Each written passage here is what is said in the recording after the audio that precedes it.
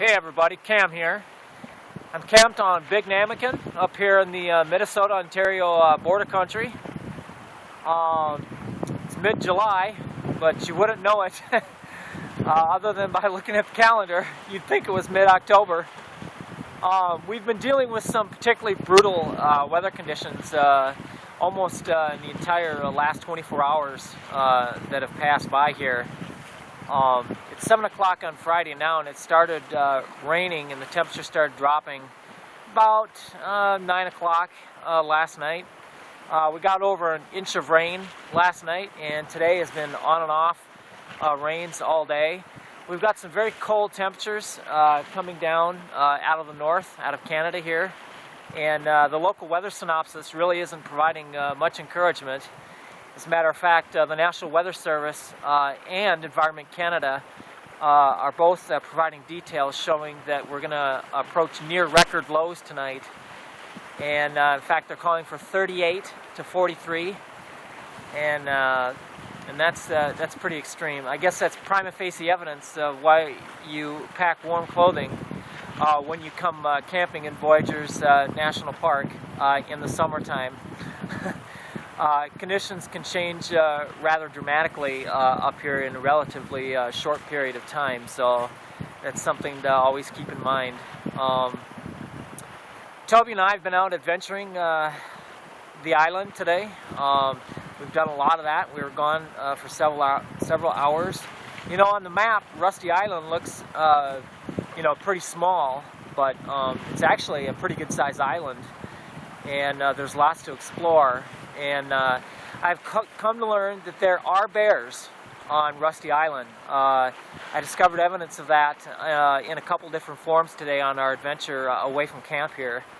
I ran into some bear scat in the back of the island here in the southwest side, where it opens up a little bit, and there's a lot of tall pines and very low amount of underbrush and a lot of blueberry plants. And there's stones turned over. I don't know of too many creatures that can turn pretty good sized stones over, and what they're looking for, of course, is insects and small grubs and that sort of thing. There's been a lot of topsoil disturbance, and that's indicative oftentimes of bear activity also. So we were back there and exploring around and just kind of keeping an eye out for bears, but had one heck of a time. It was a great adventure today, and the video, one of the videos on this channel will show you what the interior of this island looks like. It's just like a jungle, and I'll make sure that I post that video on this channel so you can see what it's like. But when people come camping on an island like Rusty Island, they, I think, are lured into a false sense of security. I think sometimes they think that, because they're on an island, bears can't get to them. Well, bears, first of all, are excellent swimmers. And if there's a place where there's known to be a lot of blueberries, bears know where they are. They're all over up here, but if there's a lot of blueberries, like on this island, like I mentioned in the southwest corner, that's going to be a draw for them.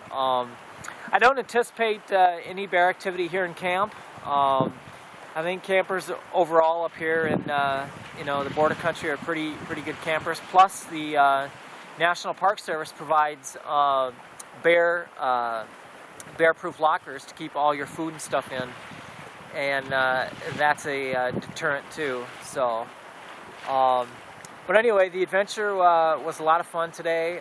The weather has been a battle. And tonight it is going to get brutally cold. In fact, I was in the tent earlier, and we've got a temperature now of about 52 degrees. I was in the tent earlier with Toby, and I could see my breath even then. And that was about 5 o'clock p.m. And so I can't imagine what it's going to be like come midnight, 1, 2 a.m., something like that. It's going to be very cold. So, but that's all part of it, folks. You come camping out here, and it's all part of it. Like you saw in one of my other videos, I showed you a video of me having breakfast behind the tent.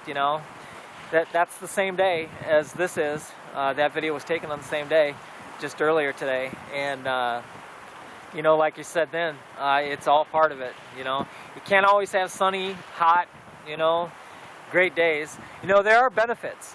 There are benefits, believe it or not, when the weather is this cold and windy. There's no mosquitoes. There's no black flies, biting flies, anything like that. And it's not hot and humid out. So I don't know what's better though. I don't know if it's better to have it hot and humid or if it's better to have it cool like this. I think I lean toward hot and humid because you can always jump in the lake. But speaking of the lake, you know, I've had the occasion today in a couple different circumstances where I had to go down the lake and you know, gain some water supply for this and that. And the water feels warm. The water, I believe, is warmer. Well, I know it is. It's warmer than the air. And but I'm not going swimming because when you get out, that's going to be a problem. And on days like this, you really need to work at keeping your core warm. And I don't want any risk of catching a hypothermia or anything like that. So, but anyway, that's kind of an update. Today's July 26th, and it feels like October 26th here in Voyageurs. So when you come up here, make sure you pack warm clothing. I'll kind of give you a shot here of the lake and what it looks like out there.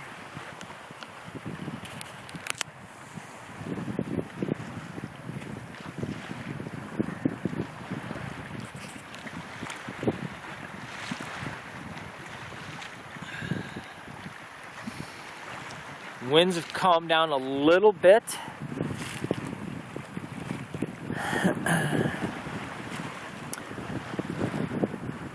But there's actually big swells and whitecaps out there. I've been watching boats battle the waves and stuff out there, you know, all day long. And I don't know what they're thinking bobbing around out there. You know, you got these little fishing boats and stuff. It's just, you know, kind of crazy. And then you got these great big houseboats, you know, swaying back and forth. You know, that's a little different. They can handle it, but I don't know. It's just too darn cold to be out there. It really is.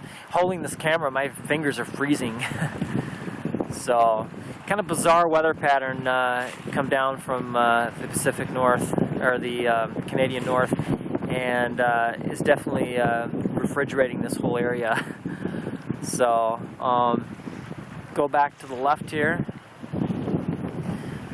Now I'm panning to the southwest.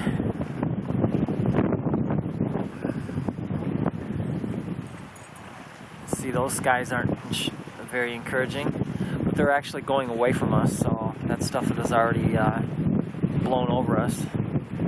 You know, it's like the weather's been kind of playing with your mind. You know, it's like it will clear up a little bit, like what you see back here, and you think, oh, geez, you know, it's great, it's all over. But then you can see that far shore there, that's the Canadian shore over there. And then you'll see a bunch of what looks like fog, and that's rain. And it's coming straight across. You can see the winds are coming straight out of the north here, a little bit northeast. And it shoots right across the lake and just comes right over here. So it's been kind of playing with your mind and that sort of thing. Have avoided going swimming today. Don't want to go in the water. I mentioned that a little bit earlier. But did get out. Like I mentioned previously, that you know, Toby and I went adventuring and stuff. You know, even when the weather's you know, is nasty as this is, you can still have fun out here. You know, there are bays and coves, you know, that you can you know, sneak around to with your boat, stay close to shore and stuff, and fish those and stuff.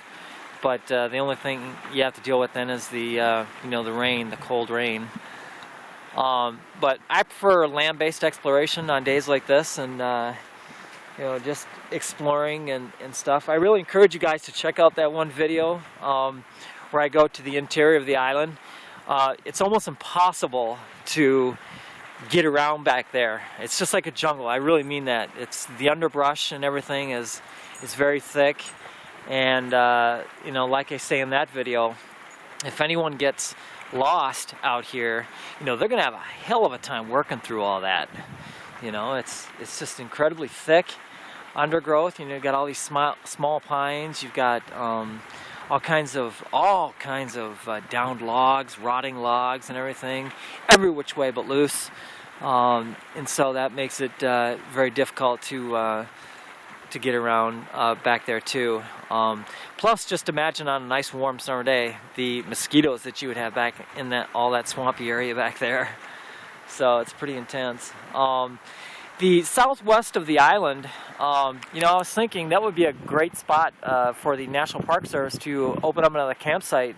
You know, it's actually very beautiful southwest corner of the island back there. There's no brush. Got red pines, white pines, you know, all mature pines back there. And that would be a great spot to open a future campsite if they want to, you know, develop something further on this island. But very nice little island, Rusty Island. And this is the best campsite on the island. This one's called Rusty Island campsite. And this is a little bit of my camp. It's kind of messy, but I've got stuff kind of laying out there, as you can see, to kind of dry out a little bit. They're all packed on top of one another. They all got soaked last night. And then here I can show you a little bit more. I've got my firewood covered by a tarp. And that's important, of course, if you intend to have fires in the next, 24 hours. Good luck finding dry wood if you don't do something like that. I suppose you could throw them in the bear-proof lockers. And then that's my table and tarp and stuff over there. So just a lot of stuff lying around, kind of disorganized. I don't like it that way. I'm a very organized person. And when it gets like this, though, you know, these are kind of extenuating circumstances. You do what you are comfortable with, and right now I'm not really focused on keeping things neat and orderly. So the boat has about 8 inches of water in the back of it, in the very back of it. You can see there, it's kind of beach down there. That's the swimming lagoon area. That's a very nice little beach area back there. Great snorkeling in there, all around it. I've snorkeled all around here, all around the corner. I've snorkeled all under this rock ledge here. Have seen several large snapping turtles in here. In fact, I was sitting here 2 nights ago and we were just watching one out there, and it was big. It looked like the shell. I was watching it with the field glasses, and it looked like the shell was about 2 foot across. So it was huge. They grow them big, really big up here, and I don't think they really have any natural predators up here.